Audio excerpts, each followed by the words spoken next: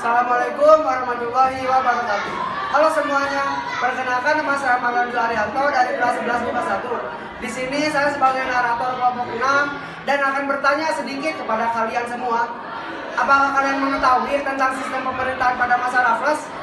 Jika kalian tidak mengetahuinya, bisa disimak video berikut ini ya. Sistem pemerintahan pada masa Raffles. Pada 26 Agustus 1811, Thomas Stamford Raffles berhasil merebut seluruh kekuasaan Belanda yang ada di Indonesia. Tahukah kalian siapakah itu Raffles? Raffles adalah seorang negarawan kebangsaan Inggris, lahir pada 6 Juli tahun 1781 di Moran, Jamaika. Latar belakang kedatangan Raffles ke Indonesia. Thomas Stamford Raffles merupakan gubernur jenderal Hindia Belanda yang terbesar. Karena kemampuannya dalam berbahasa Melayu, Raffles segera mendapat kepercayaan dari gubernur jenderal Hindia, yaitu Lord Minato, dan ditempatkan di Malaka. Lord Minato secara khusus memberikan pujian kepada Raffles dengan menyebutnya sebagai pribadi yang pintar, aktif, dan bijaksana. Pada saat terjadi Perang Jawa antara Belanda melawan Inggris berhasil mengalahkan Belanda. Lord Minto memberikan Raffles diganjar penghargaan dengan menjabat sebagai Letnan Gubernur Jawa dan berkedudukan di Bogor. Berikut kebijakan-kebijakan Raffles. Ada kebijakan di bidang politik, kebijakan di bidang ekonomi, kebijakan di bidang hukum, kebijakan di bidang sosial, dan kebijakan di bidang ilmu pengetahuan. Berikut kebijakan di bidang politik, yaitu Pulau Jawa dibagi menjadi 16 kresidenan hingga tahun 1964, mengubah sistem pemerintahan yang semula dilakukan oleh penguasa pribumi menjadi sistem pemerintahan kolonial yang bercorak barat. Penguasa pribumi dilepaskan kedudukannya secara turun-temurun dan politik memecah belah juga menjadi salah satu kebijakan Inggris di Indonesia. Berikut kebijakan di bidang ekonomi, yaitu penghapusan pajak hasil bumi dan sistem penyerahan wajib. Menetapkan sistem sewa tanah, petani diberi kebebasan untuk menanam tanaman ekspor, sedangkan pemerintah membuat pasar untuk merangsang petani menanam tanaman yang menguntungkan dan mengandalkan monopoli garam dan minuman keras. Kebijakan di bidang hukum. Sistem peradilan Raffles berorientasi pada besar kecilnya kesalahan, bukan didasarkan atas warna kulit, seperti Dendels. Badan penegak hukum yang ada pada masa Raffles diantaranya Court of Justice pada setiap presiden, Court of Request pada setiap divisi, dan Police of Magistrates. Raffles juga meniadakan pengadilan yang dilaksanakan oleh para bupati karena akan menimbulkan dualisme dalam hukum pada masa pemerintahannya. Kebijakan di bidang sosial. Yang pertama, penghapusan kerja rodi atau yang biasa disebut kerja paksa. Yang kedua, penghapusan perbudakan. Yang ketiga, peniadaan pibang. Pibang yaitu hukuman kejam dengan melawan para harimau. Dan yang terakhir adalah kebijakan di bidang ilmu pengetahuan, yaitu ditulisnya buku berjudul History of Java.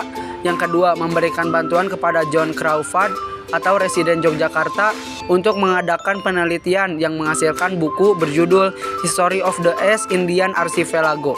Yang ketiga, mendukung Batavia Genopcap, perkumpulan kebudayaan dan ilmu pengetahuan. Yang keempat, ditemukannya bunga Rafflesia Arnoldi, dan yang kelima, dirintisnya kebun raya Bogor. Berakhirnya kekuasaan Thomas Raffles di Indonesia ditandai dengan adanya Convention of London, ditandatangani oleh wakil dari Belanda dan Inggris, yaitu isinya sebagai berikut. 1. Indonesia dikembalikan kepada Belanda.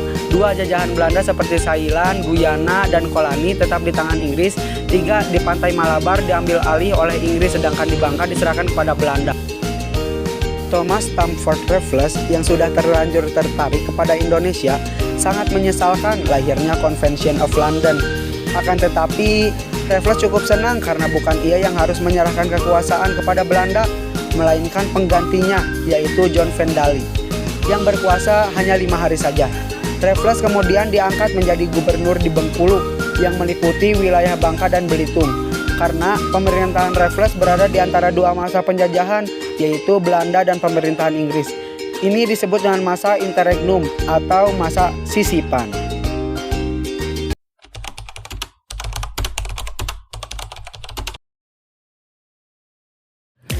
Dampak positif pertama yaitu dihapusnya sistem kerja paksa yang ditetapkan oleh Dendels yang dilarangnya praktik perbudakan. Yang kedua, dihapusnya sistem pajak hasil bumi dan penyerahan wajib. Yang ketiga, dibentuknya sistem peradilan dan penegakan hukum yang lebih adil terhadap rakyat pribumi. Yang keempat, Raffles mendukung komunitas ilmiah di Indonesia dan banyak mengungkap sejarah Indonesia dalam buku History of Java yang ditulis oleh Raffles sendiri. Raffles menemukan jenis bunga baru, Rafflesia arnoldii. Raffles juga merintis pembentukan kebun raya Bogor. Kak. Saya di sini mau bertanya kepada kakak. Menanya apa? Apa sih dampak positif yang kakak rasakan ketika masa pemerintahan Raffles itu ada?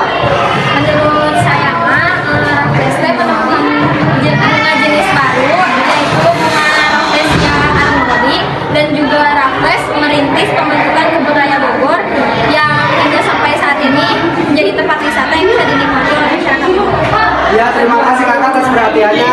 Dan berikut adalah salah satu dampak positif ya pada masa pemerintahan Raffles.